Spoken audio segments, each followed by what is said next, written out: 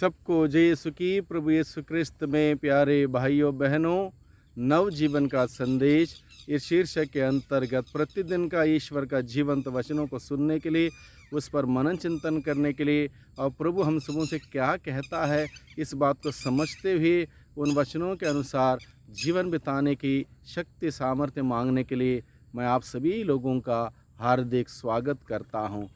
आज नवंबर की 4 तारीख है, शनिवार है। आज के दिन में प्रभु हम सबों को एक महत्वपूर्ण बात सिखाना चाहता है। वो बात है सबसे छोटा बनना, सबसे छोटा बनना। और इस बात को लेके प्रभु बड़ी रहस्यमय बातें हम सबों के सम्मुख रखना चाहता है।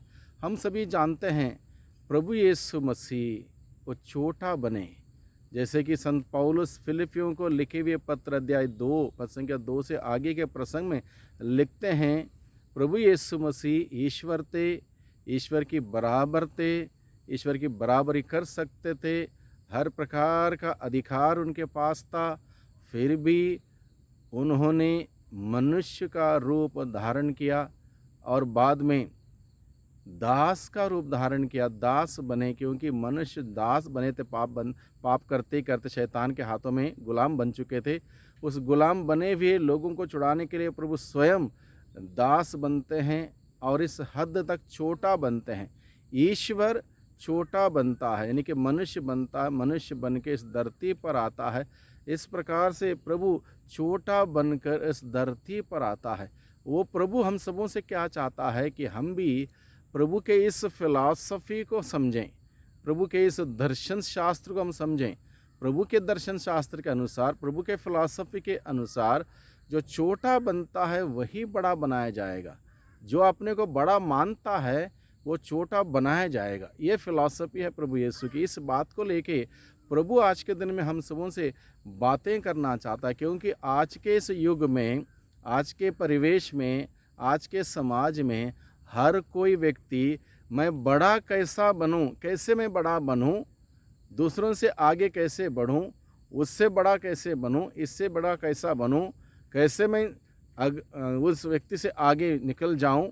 इस बात को लेकर, इस विचार को लेकर, इस सिद्धांत को लेकर लोग, हर कोई व्यक्ति आज के दिन में मेहनत करता है। छोटा बच्चे से लेकर बड़े बूढ़े तक लगे पड़े हैं। कौन बड़ा है, कौन बड़ा है, इस बात को लेकर दुनिया में जीवन बिताया जाता है। और दुनिया में यही बात प्रचलित है, जो बड़ा व्यक्ति है दुनिया की दृष्टि में, वो व्यक्ति का मान सम्मान इज्जत होती है। जो छोटा व्यक्ति है उसको कोई पूछने वाला नहीं है। एक ऐसे एक परिवेश में हम सभी आज के दिन में जीते हैं। ऐसे परिवेश के लिए प्रभु का संदेश कुछ इतना आसान नहीं है। सबसे छोटा बनना, सबका दास बनना, सबका सेवक बनना इतना आसान नहीं है। संदेश को समझना, ग्रहण करना और जीना बहुत कठिन होगा। लेकिन आज के दिन में प्रभु चाहता है कि हम सभी इस बात को समझें, इस बात को ग्रहण करें, इस प्रभु के फिलॉसफी के अनुसार जीवन बिताने की हम लोग विशेष रूप से प्रयास करें।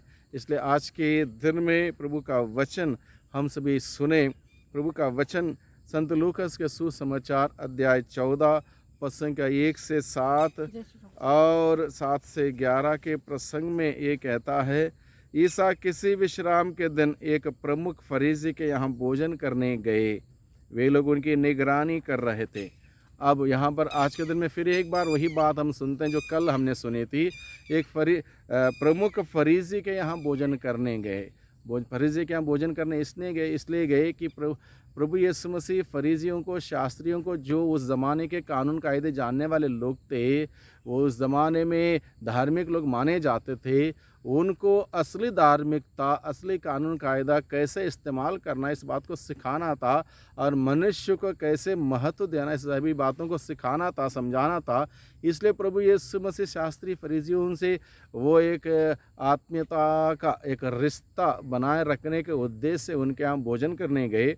और सभी शास्त्री फरीसी उनकी निगरानी कर रहे थे। निगरानी करने मतलब उनके ऊपर अपना ध्यान केंद्रित करके देखना, क्या सोचते हैं, क्या बोलते हैं, क्या करते हैं, क्या व्यवहार है, इन सभी बातों को इसलिए निगरानी कर रहे थे, कहीं गलती करें हम उनको पकड़ें, क्योंकि हम जानते हैं कानून कायदे। इस प्रकार से एक व्यवहार वहाँ पर दर्शाया गया। आगे प्रभु का वचन कहता है, ईसा ने अतिथियों को मुख्य मुख्य स्थान चुनते देखकर उन्हें यह दृष्टांत सुनाया। जब प्रभु ने देखा कि लोग आते हैं सबसे आगे, बड़े बड़े पद पर, बड़े बड़े स्थान पर बैठने का एक होड़ लगी पड़ी है, जो आज के दुनिया में भी वही है। एक बड़ी कुर्सी किसको मिलती है और इस कुर्सी के पीछे क्या कुछ इंसान नहीं करता है, वही बात संभवतः वहाँ पर हो रही थी। और प्रभु ने सब देखा और देखने के बाद प्रभु ने यह दृष्टांत सुनाया। क्या दृष्टांत सुनाया? विवाह में निमंत्रित होने पर सबसे अगले स्थान पर मत बैठो। प्रभु क्या कहता? अगले स्थान पर मत बैठो। आगे क्या कहता? निमंत्रित होने पर सबसे अगले स्थान पर मत बैठो, कहीं ऐसा ना हो कि तुमसे प्रतिष्ठित कोई और अतिथि निमंत्रित हो और जिसने तुम दोनों का निमंत्रण दिया वह आकर तुमसे कहे इन्हें अपनी जगह दीजिए, और तुम्हें लज्जित होकर सबसे पिछले स्थान पर बैठना पड़े। इस प्रकार का एक प्रसंग प्रभु हमारे सामने रखता है। जब भी बुलाया जाता है हमें सबसे अगली सीट पर ना, बल्कि सबसे पीछे। प्रभु क्या कहना चाहता है? एक विनम्रता हम दिखाएं, हम एक प्रकार की सरलता दिखाएं, किसी प्रकार का बड़ापन, किसी प्रकार का घमंड, किसी प्रकार का अहंकार हम ना दिखाएं, ना जताएं। प्रभु ये बात कहना चाहता। लेकिन घमंडी अहंकारी लोग चाहते हैं कि सभी हमको देखें, बड़ी कुर्सी पर हम बैठें, ताकि दुनिया की सारी दृष्टि हमारे ऊपर हो। एक ऐसा मनोभाव, ऐसी मानसिकता से लोग जीते हैं। ऐसे मानसिकता से जीने वाले लोगों के लिए प्रभु का संदेश क्या है? छोटा बनो, विनम्र बनो, विनीत बनो, सरल स्वभाव के बनो। ऐसा जीवन व्यतीत करने से हम बड़े माने जाएंगे। इंसान पैसों से बड़ा नहीं होता। हमने अक्सर सुना है, इंसान अपने दिल से, यानी अपने व्यवहार से बड़ा होता है, अपने सकारात्मक सोच से बड़ा होता है। इसलिए बड़ा दिल जिसके पास है वो व्यक्ति बड़ा माना जाएगा। इस प्रकार की बातें हमने सुनी हैं। वही अंदाज से प्रभु यीशु मसीह हम सबों को आज के दिन में अपने वचनों के द्वारा सिखाता है कि हम सभी छोटा बने। इस प्रकार से प्रभु आगे हमें क्या बताता है?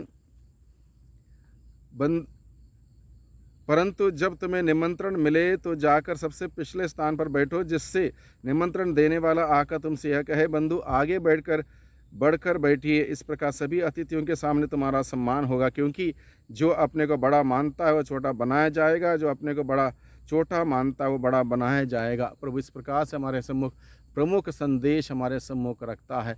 हम सभी देखते हैं, माता मरियम को ईश्वर की माँ बनने का सौभाग्य संदर्भ मिला, लेकिन वो माँ घमंड से, अहंकार से नहीं बनी। उन्होंने किसी के सामने जाके डिंडोरा नहीं पीटा कि मुझे ईश्वर की माँ बनने का अधिकार मिला है, सौभाग्य मिला, नहीं कहा।